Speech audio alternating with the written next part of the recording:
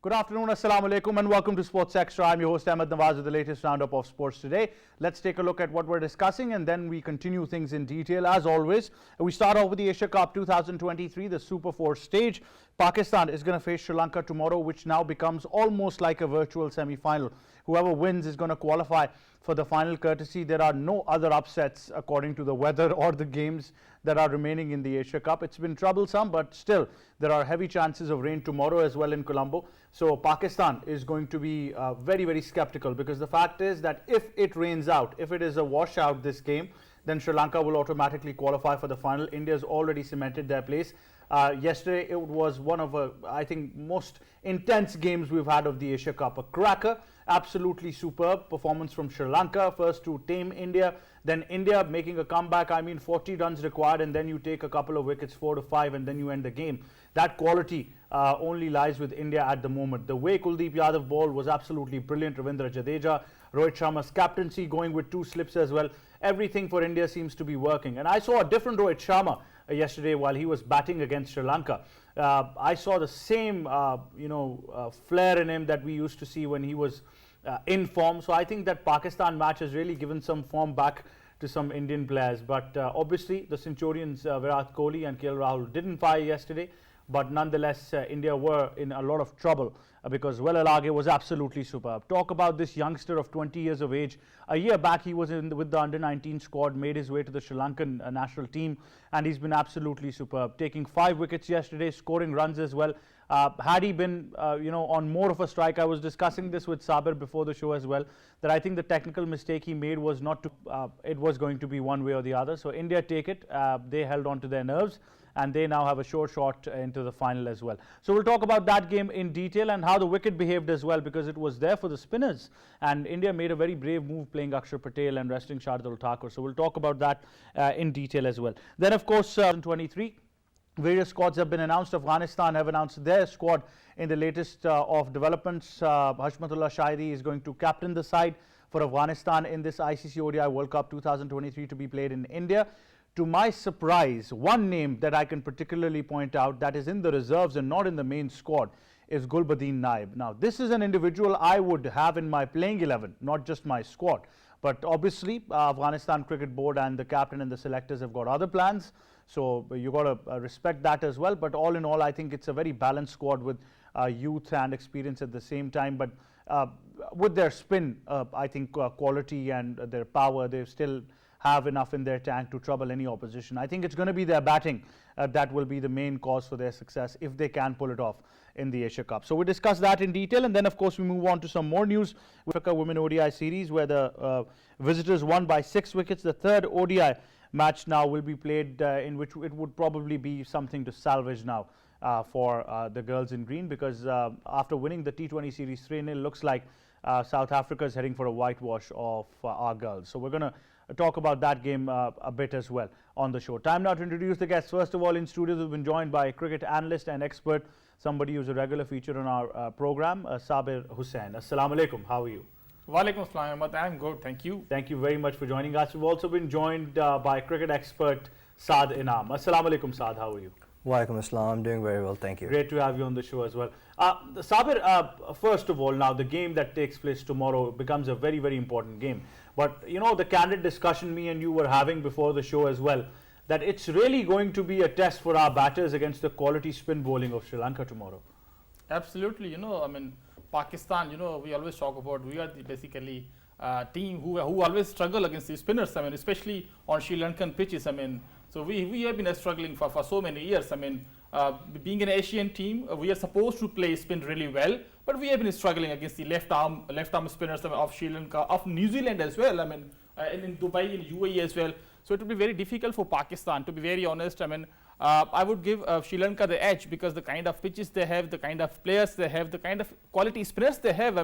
Look, 20 years old, the youngster, the way he basically bowled, and he basically bowled wonderfully well against the likes of Rohit Sharma, picking up the wicket of Rohit Sharma, Virat Kohli as well, Shubman Gill as well, you know, all quality 5 batsmen basically he took the wickets. And let's appreciate the captaincy of Dashan Shanaka. I mean, he basically, you know, he was continuing to, bowl spinners. I mean, Sri Lanka, since, you know, he was bowling since yesterday's match, I mean, he picked up only 1 wicket, I mean. So heads off to, you know, a Sri Lankan captaincy as well, Dashan Shanaka. But I mean, for Pakistan, I mean, it will be difficult for them to perform because obviously Fakhar Zaman, he has been struggling. But to be very honest, today I have to say, I mean, he should be rested, I mean, because Abdullah Shafiq can give a chance, Saud Shakil, because Salman Ali Agha, I don't think so, he will be the part of, you know, playing 11. Naseem Shah, Haris Rauf, both of them are ruled out basically. So it will be difficult to Pakistan to gel up because Shanwaz Dahani or Zaman Khan, you know, the newcomers, they have to join the team as well. So it will be difficult for Babar Azam, you know, to regroup very quickly. And obviously a pressure game, semi-final, they have to, you know, win and then qualify for the finals, I mean. But I mean, it will be difficult for Shadab Khan to perform. Look, I mean, Kuldeep Yadav, we always talk about the quality spinners. I mean, India have, you know, a couple of quality spinners, not only one. I mean, let's talk about Jadeja and Askar Patel as well. Like Sri Lanka, they have Dhananjaya De Silva as well. He's not a part-timer. So, I mean, we have been struggling and still we are not taking up the call as far as the spinners are concerned. Osama Mir is a better spinner. He is a quality spinner. I mean, we always talk about all-rounders. We need to take specialists in the team. Absolutely. I think not just in terms of playing quality spinners, batters. I think in every domain there is still room for improvement. Saad, tomorrow's game is certainly very important. But if we analyze that India game as well, how do you take that game as far as the concept where I see it as probably, you know, we were in this kind of bubble where we're invincibles and we probably got a wake-up call that other day. It's very vital for us to have that sort of wake-up call like you just said. And tomorrow's game is actually going to be very crucial understanding if we are to qualify. That said, if the understanding of playing Sri Lanka before and then coming up with the same team is probably not that advantageous. So yes, going with a different team, taking advantage of the pitches, because obviously Sri Lanka has been playing on this field and it's basically their home ground. So they have that advantage, and we have to keep that in mind that they restricted a very good batting order to 213 as we saw last night. So in order to really, come up with something, we have to go with quality spinners. We really need to see, some extra turn in the field by our seamers. We really got to utilize. And like I was just watching some while ago, that only against Nepal has the score been chased. The other time the score was chased was, I think it was against Sri Lanka, where the Sri Lankans weren't able to defend it. But the main, you could say, the consistency and the main pattern that we're seeing here on these pitches is that it is very hard to chase. So when it comes to facing Sri Lanka, Pakistan would have to, if they win the toss, would have to go for batting first if they are to defend that, because that is the only way Pakistan is going to win. And the other thing that we really need to focus on is how the chemistry is going to fall in with the newcomers coming into the team. Shanaka actually played superb cricket. It was kind of unfortunate for Sri Lanka to lose with India, but then again, great bowling technique and the shuffling of the cricket bowlers when they were actually bowling. So Babar Azam really need to focus on that as well if they are to defend a great total, if they are to score against Sri Lanka. Well, one thing that I think we've not appreciated over time, and something that needs more attention, Saad, would definitely be the transition of the Sri Lankan team. I mean, at a time where they were losing some of their experienced campaigners to retirement, then had political turmoil in the country, but the cricket board still managed to function, was intact. And then, of course, in between injuries came in a couple of these young players called curtains on their career to focus on franchise cricket. But every now and then, and I think the entire team is talented, but certain individuals like the skipper Dasun Shanaka and also Alage, what we saw yesterday, is a prime example of how strong Sri Lanka is as a cricketing nation. 100%. That's the thing that we actually followed what really cricket should be about in order of creating a new team. Like the likes of when MS Dhoni was made captain, he actually brought in a new team, and it's really sad to see a cricketing nation like Bangladesh still hanging on to their previous experienced players in order to make more cricket players. It's absolutely something that credit goes to Sri Lankan team that they over time, given the advantage of them being being like super small, but yet they actually create a really, really great team with great talent. So kudos to that. I think the domestic circuit and cricket is really working for them, and that is something that's been really vital for them to keep bringing great cricketers. Like the likes of Walalage, when we saw he was not only good with the ball, he was also very good with the batting. So in order for us to see if we are to bring something like for Pakistan cricket team, for someone to bring in, we should not only be relying on our PSL franchise to actually produce players. We need to focus on what Sri Lanka is doing, given the fact that they have a very, very small, it's a very small country, yet the talent that they bring is through their domestic circuits. So that is something that is very vital, and that's what's been helping Sri Lanka in the long run as well. Absolutely. To take on this, Sabir, I think we need to appreciate that model for Sri Lanka. And what we saw yesterday was a prime example. Walalage, 20 years of age, a year back he was with the under-19 squad, made his transition to this national side, and what a talent we've seen on display. Absolutely, he bowled superbly and bravely, I would say, against the quality, batsman lineup, a batsman, of India. He performed really well at under-19 level as well. So basically, a couple of youngsters of Sri Lanka, they are performing really well for last 1.5 years. Last night, I had a discussion with a couple of my Sri Lankan friends, through Facebook and WhatsApp as well. They were basically complaining the captaincy of Dashun Shanaka, complaining some senior players as well. But heads off to Sri Lanka youngster like Patrina, thanks to IPL by the way, and then Nisanka as well. Asalanka, they have been playing wonderfully well for Sri Lanka in T20 format and ODIs as well. 12 consecutive ODIs win, for Sri Lankan young team. It's a marvelous performance for Sri Lanka. So hats off to Sri Lankan team and also the captain Dashun Shanaka as well. So they are basically playing as a team, and the youngsters are basically performing. So look at, if we compare with our basically bowling lineup as far as the spinners are concerned, Sri Lanka, they have already they always produce some wonderful left arm spinners. They used to have Rangana Herath as well.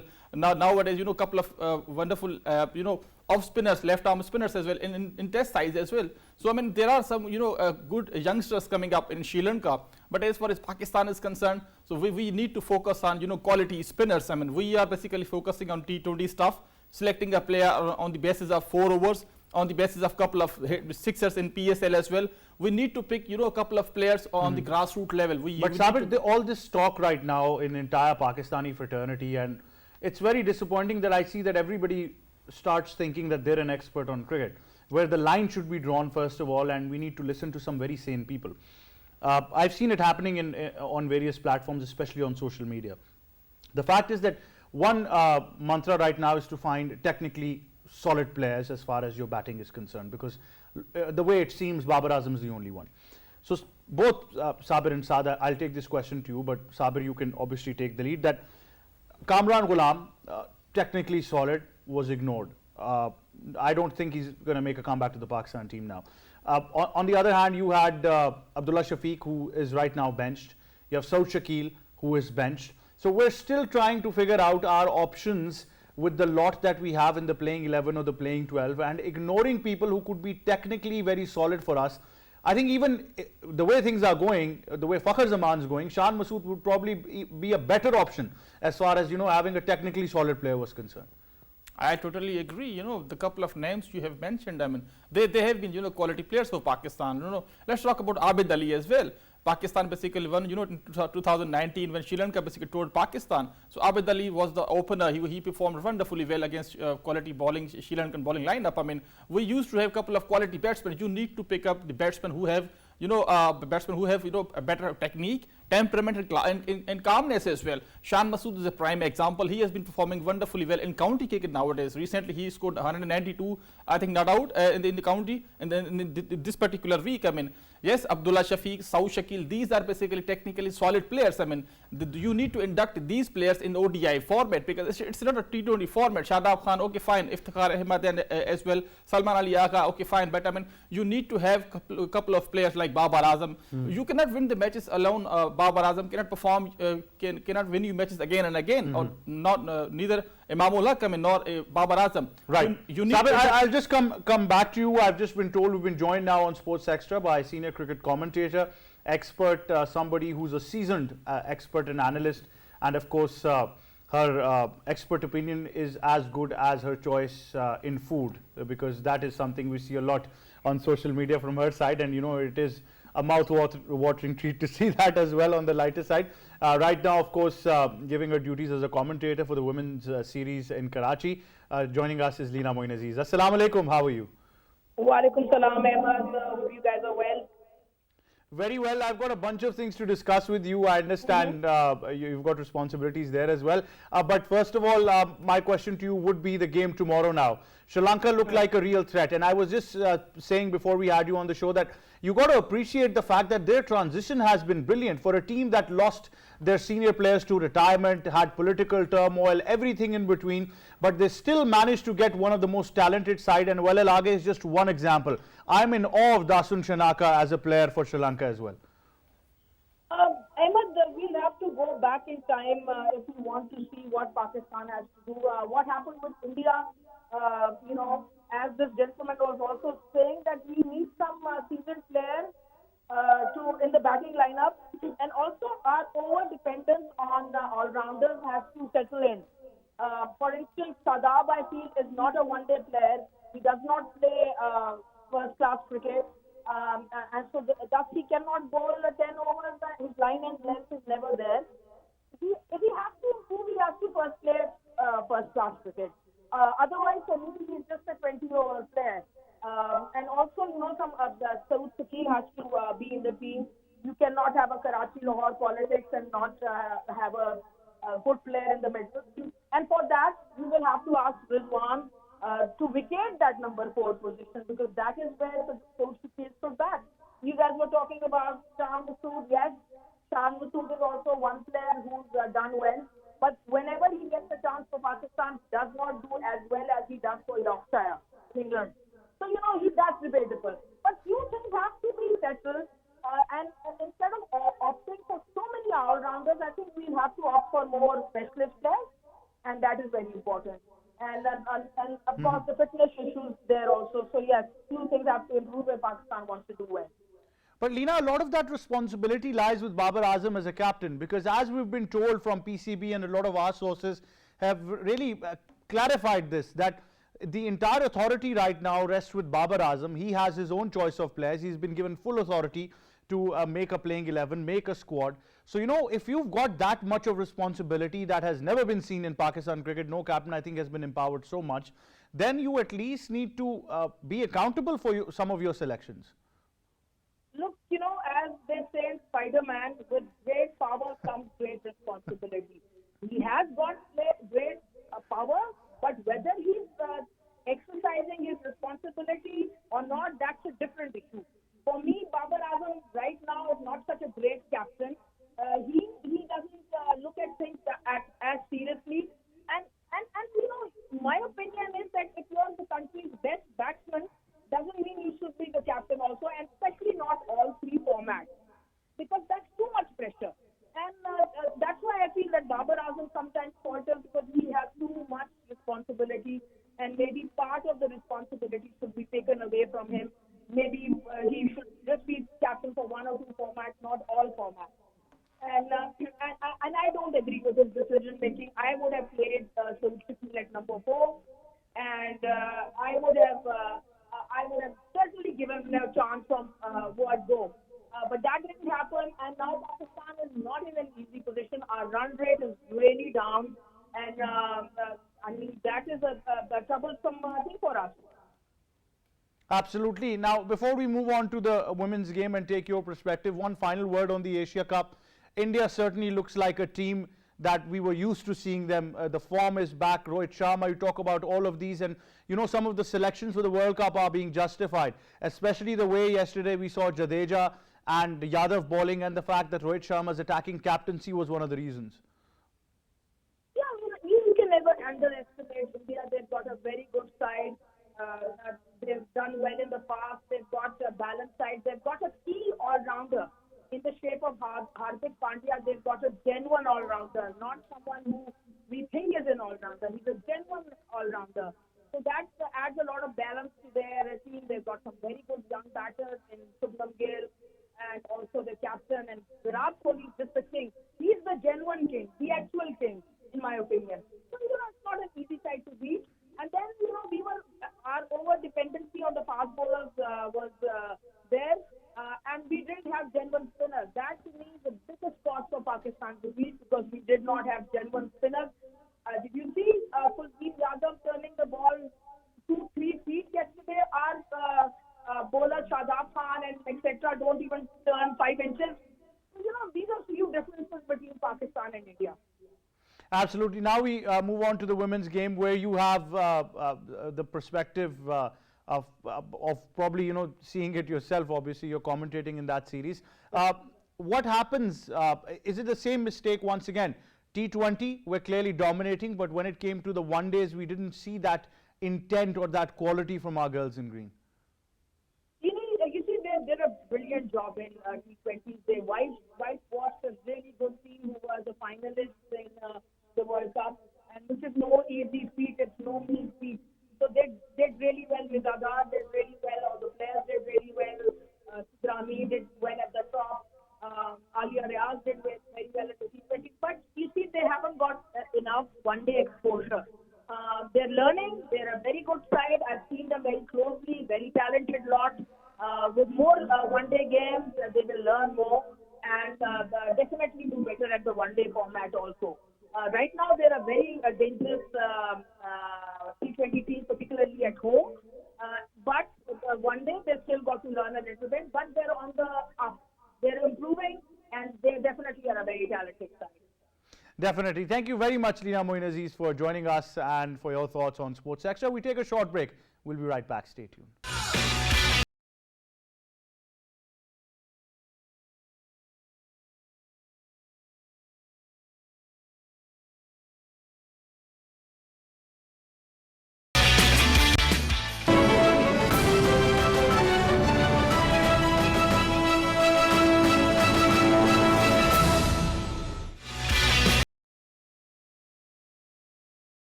Is the same. It still arises that, the focus right now, the way things are going, we still have enough quality that can be utilized. There are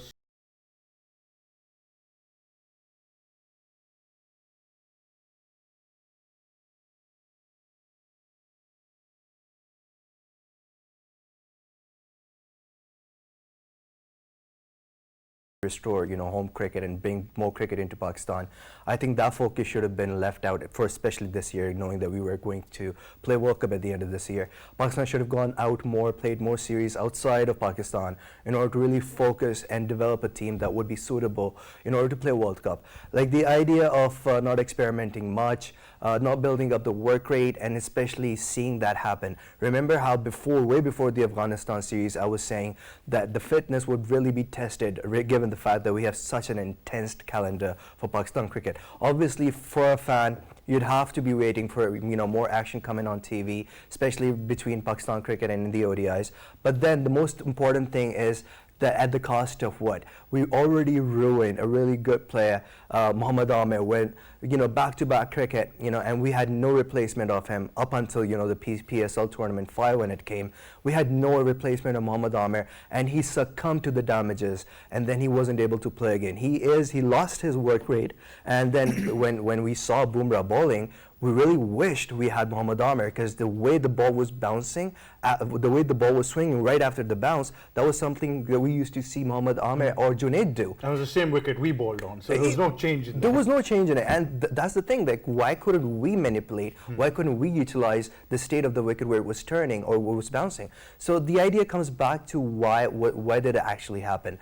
The answer is simple. We were playing 3-day ODIs in the series. We were playing less cricket ODI specifically, and then when you're going into World Cup without that much preparation, I think going into Asia Cup was a very good way of actually telling that if you're good or not. So that's one of the basic ideas when we said that the key defining moment for us to really see if our players are fit enough was this Asia Cup, and I'm really, really happy. There was a blessing in its disguise. What changes do we need to do? And I think this loss against India was really vital because Pakistan is making those changes, and they'll have to take those risks to make a team that could make us win the World Cup. Absolutely. Some of them, unfortunately, now seem to be forced changes because you've got injured players. So now you bring in Zaman Khan, who you did not groom for one-day international cricket. He's been only playing T20 cricket, and I still think he's the best bowler in your depth overs right now for Pakistan. But had he been groomed for one-day international, he's a lovely chap. Shahnawaz Dhani, his confidence has been shaken in and out of the side. Been given, sort of an overhyped player. I don't know whether he's gonna. I don't think he's gonna get a game. Probably Pakistan's gonna rely on Fahim Ashraf, Wasim Jr. and maybe they bring in Zaman. I don't know that for a fact. But I don't see Shahnawaz Dhani making that playing 11 anytime soon. That being said, yesterday's game was a cracker. If you missed out on it, we've got a report that details the entire events of the match between India and Sri Lanka. India, of course, clinching the match, and a superb performance all around by both teams. We've got a report by Fiza. Let's take a look and come back. And tops the point table. While Sri Lanka still outperforms Pakistan in terms of net run, claimed the wickets of Shubman Gill, Rohit Sharma, Virat Kohli, KL Rahul and Hardik Pandya, a total of 5 to get 9 in 47 overs when play was suspended due to rain. The Sri Lankan Pacers finished. There you have it. Fiza gives the details in this report about this excellent game that we had. Sabir, interestingly, we saw proactive captaincy, a team that had the hunger to win, although they were bundled out on a very low total for the quality of Team India. You won't accept that, but Sri Lanka would have thought that this would have been a walk in the park, but India really strangled them in the end. Absolutely, let me thank Fiza as well for excellent report by Fiza. And yes, it was attacking captaincy of Rohit Sharma. He has been captaining, Indian side and also in IPL as well, Mumbai Indians. Captaincy was the difference. But heads off to the Indian spinners, by the way. And last night I was watching. Virat Kohli was very enthusiastic along with Rohit Sharma. Everybody wanted to win that particular match. They knew the importance of that particular match. Heads off to Kuldeep Yadav, Ravindra Jadeja as well. The fielders basically, picking up the catches as well. And there was a leg slip as well. There was short silly bidon as well. So very attacking captaincy by Rohit Sharma. So it was all the way Indian basically bowling. We started by Jasprit Bumrah. He bowled wonderfully well along with Mohammad Siraj as well. The initial 3 wickets they took in the first power play. That basically took game away from Sri Lanka. So then the spinners came. Heads off to Kuldeep Yadav. I always mention his quality of bowling. They basically Indian team used to carry Yuvendra Chahal, I think, that leg spinner. But very good selection by Kuldeep Yadav. He's a Chinaman. He's a different bowler. He performed really well in England as well, not on subcontinental pitches. So this is the quality of a spinner. We used to have a Yasir Shah who always perform in UAE pitches as well, but he always struggle on Australian pitches and in English conditions as well. So all in all, India basically. Right, and now we've been joined by cricket commentator, broadcaster, presenter, our sports expert these days, commentating in Lahore, as far as PCB's domestic cricket is concerned, K. Asif Ahmed. Assalamu alaikum. How are you, buddy? Walaikum assalam. I'm very well. All you guys. Great to have you on the show. Now, Asif, particularly, let's talk about a couple of things in detail. First of all, the game yesterday was an absolute treat to watch, but once again, we see the same dominance from Team India, and I think that rhetoric of they're in trouble in their own home soil on a World Cup is now slowly fading away. Well, actually, India played tremendously well. Forget about the battles that they played extremely well against Pakistan. Honestly, they were in top-notch performance. But when we talk about especially Kuldeep Yadav and Ravindra Jadeja, who had performed for the team, and then the participation of Hardik Pandya with the bat, with the ball, and just taking some good catches as well. India is coming up with their best. Now, the people who are talking about the Pakistan complete side, I mean, the same people, they're asking a very big question. The same question which I was asking, and you guys were telling to me, that was the problem with our opening batsmen and then the middle order batters. But Asif, to your advantage, we have to ask you the question about the future of Fakhar Zaman, and I think on a positive side, we've got Sabir sitting in studios. Well, it's positive for you and me, but it's not positive for Sabir, actually. And Fakhar Zaman, see, I have much more positive thoughts and by breakdown Fakhar Zaman. So now he's the first in Pakistan looking forward that he will not take any support and we will not stop him. That's why I'm giving him confidence. But please tell me, have you learned something from this 20 years young guy, Dennis Venala, how to play against the Spain, how to play with straight back, how to go with the fielding, he can take 2 catches. Last night he was the player of the match. Look at his bowling, look at his batting. He was not over 42. Guys, please learn the art of cricket from this youngster, to be very honest. And you know, Fakhar Zaman came against Kuldeep Yadav. Ahmed, you are also captain better. Tell me, that was a flight delivery. You should have played over the baller's head if you want runs. Why are you just targeting the mid-wicket area? Out of senses, and I think that for me, no more Fakhar Zaman. If Sabir is still positive, then have so. Right, Asif, thank you very much for joining us. I think that argument is very clear, as Asif said, that the way Fakhar Zaman has been getting out is a cause of serious concern. And I said it after the Afghanistan series as well, that I'm surprised that you've got Bradburn, Mickey Arthur, Abdur Rahman, Babar Azam himself, Fakhar Zaman as an individual character. All of these people can work on that technical mistake, but I don't know what's going on. But the fact is that we hope things improve before the World Cup. Now we talk about yesterday's game in detail. We've got this one performer, this young 20-year-old boy who has been absolutely brilliant. Varda's got a report on Velarage and his performance. Let's take a look. ODI that India lost all 10 wickets to spin. It's a remarkable achievement. Velalage's progress as an international cricketer is truly impressive. He had a brilliant under-19 career leading the Sri Lankan team in the 2022 ICC Men's Under-19 Cricket World Cup. Well, there you have it, all you need to know about this interesting young prodigy. So it's not the first time that Sri Lanka have brought in a spinner who has wreaked havoc, especially amongst the Indians. Last time we saw Ajanta Mendes doing this in his very first game against India. But like you mentioned at the start as well, not just a good bowler, but a complete all-round player. The way he batted as well, had he been more, on the striking end, I think Sri Lanka would have won this game. It really comes down to the basic fact that how much experience do you have on the game. And I think the only thing that kind of got to him was being inexperienced and him being only 20 years old. I mean, you could already see what a great player he's to come and he's to become. And Sri Lanka is very lucky to have someone like him. So I think in order to, really utilize this field, this pitch, Pakistan will really be needing in order, to win these matches with a really, really good spinner. And I think there's no better option than Nawaz. And moreover, with where the spin is more concerned, I think Pakistan should have gone really, with Abroad as well, or maybe with another spinner on team. But let's just be honest here. The way Sri Lankan team played really outperformed India, and getting them out on 213 was a big blockbuster. Absolutely. It's interesting, Sabir, that I'd like you to comment on Velarage as well, but at the same time, sides around the world tend to give confidence to youngsters they see performing in under-19 cricket. We have Sufyan Mukim, who could do probably the same had he been given the confidence of Pakistan cricket team. Absolutely. Even on last week we were discussing a couple of youngsters, the left arm, spinners in Pakistan, Shaheen as well, Pakistan A side as well. They toured Zimbabwe a couple of months ago. They played, emerging Asia Cup as well. Mehran Mumtaz as well, Sufyan Mukim, both of them, bowl wonderfully well. Qasim Akram as well. So we have a couple of youngsters. Better to groom them, not to induct them at international level very quickly. Better to groom them with a couple of coaches like we used to have Mushtaq Ahmed, Saklan Mushtaq. We used to have golden days of Abdur Rahman, Saeed Ashmal as well. But we have been struggling badly because we always focused on 4 overs bowlers of PSL like Ibrar Ahmed as well, couple of Shadab Khan as well. So better to work on the youngsters. Especially on left arm spinners.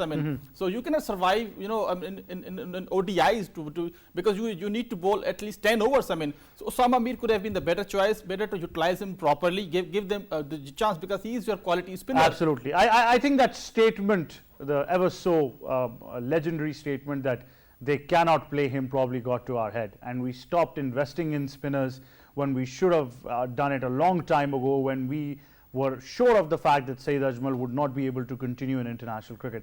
But it's an unfortunate scenario, but we hope that things improve before the World Cup. Sabir and Saad, thank you very much for joining us on Sports Extra. Pleasure having both of you gentlemen on the show. But there is still more to talk about. And when we talk about the women's cricket game, Pakistan has lost 2 out of 2 internationals. South Africa have won the series. There's still a third one to go, but that's all about salvaging pride. They've been the better side. And I was actually keen to see our girls in a one-day international, because I thought that that's going to set the tone for our future prospects as well. We've got a report by Palwasha. Let's take a look and come back. In the second ODI match, South Africa secured the series win with a convincing 6-wicket triumph. Despite a strong partnership between Fatma Sana and Alia Riaz, the home team struggled and set a target of 168 runs. South Africa comfortably chased down the target, finishing the match with a substantial 16 overs. Nidadar, the Pakistani captain, chose to bat first after winning the toss. However, Pakistan's opening pair of Muniba Ali and Sidra Amin could not make an impact against South Africa's strong bowling attack. Clark took important wickets including Muniba, Sadaf Shams and Sidra. Even experienced players like Bisma Maroof and Nidadar were dismissed early. The partnership between Alia Riaz and Fatma Sana saved the inning with a remarkable 114 runs partnership. This was the highest 7th wicket stand for Pakistan in ODIs. Fatma scored 69 runs while Alia contributed 53. However, after their partnership ended, Pakistan could only add 5 more runs to their total. South Africa had a strong start in their chase of the below target. Although Captain Laura was dismissed after a 49 runs partnership, Tasmin and Lara ensured South Africa remained in control. However, Pakistani spinners fought back, taking wickets and keeping the scoring rate in check. Despite Pakistan's spirited effort, Walward team reached the target with a significant 96 balls to spare. The final ODI between Pakistan and South Africa is on September 14. Well, there you have it. That report by Palwasha details those 2 internationals, especially the second one, which I thought we should have won and then moved to a finale, but obviously it didn't happen. But the fact is that, like I said, if we're not result-oriented, the very first time South African women's team is on a tour to Pakistan, the amount of experience our girls in green are going to get is absolutely phenomenal. So we need to take this series, and although we won the T20 series 3-0, so I think that was already a positive. This one-day series we need to take probably as a learning phase and look to develop new players for the future. Nidadar, as a captain, I think has this prime responsibility for leaving behind a crop of future Pakistani women cricketers as well. So I think that would be the real job on hand, and that would be the real responsibility when it comes to the skipper and team management, because I think so far Tawfiq Umar has been doing a fantastic job. That being said, now we talk about Pakistan hockey before we go. Certain things are usually on the positive side, certain things are not. But what's happening at the helm of affairs on as far as Pakistan hockey is concerned is something that we all need to be, as a nation, be concerned about. At the end of the day, it is our national sport. We've got this report by INSA. You can take a look at that, but for me and the entire team, it's goodbye for now. Pakistan has lost the opportunity to host the Olympics qualifying round for hockey due to internal disputes and differences within the sport. The International Hockey Federation has officially withdrawn the hosting rights from Pakistan, citing concerns related to the ongoing infighting and uncertainty surrounding the Pakistan Hockey Federation. FIH conveyed this decision to the PHF through a formal letter, marking a significant setback for Pakistan's hockey aspirations. Several factors contributed to this unfortunate turn of events. The interference of Pakistan's sports board in PHF's affairs added to the turmoil, and constant criticism from former Olympians further tarnished Pakistan's hosting prospects. FIH's letter emphasized that the prevailing uncertainty and internal issues within the PHF, the Federation is currently not in a position to effectively host these crucial Olympic qualifying events. Furthermore, the PHF failed to provide necessary updates on critical matters such as broadcasting, operational planning, and security, despite repeated inquiries and reminders from FIH. Originally scheduled for January 13 to 21, 2024 in Lahore, the Olympics hockey qualifying round was set to be a historic event for Pakistan.